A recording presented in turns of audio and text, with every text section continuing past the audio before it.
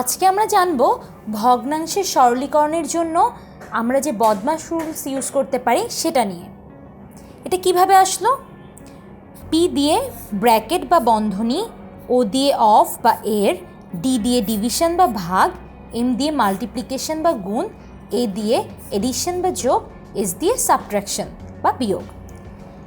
প্রথমে আমাদেরকে কোনো একটা সরল অঙ্কে যদি বন্ধনী, এর, ভাগ, গুণ, যোগ, বিয়োগ সব দেয়া থাকে, প্রথমে আমাদেরকে যেটা করতে হবে বন্ধনীর ভিতরের অংশ নিয়ে কাজ করতে হবে। বন্ধনী আবার তিন ধরনের আছে, একটা প্রথম বন্ধনী, দ্বিতীয় বন্ধনী এবং তৃতীয় বন্ধনী। প্রথমে আমাদেরকে প্রথম বন্ধনীর কাজ করতে হবে, প্রথম বন্ধনীর কাজ শেষ হলে দ্বিতীয় বন্ধনীর কাজ এবং এটা শেষ হলে তৃতীয় বন্ধনীর কাজ। এরপরে আমাদেরকে এর কাজ করতে হবে, এর কাজ শেষ হলে ভাগ, এরপরে ক্রমানুযায়ী গুণ, যোগ, বিয়োগ।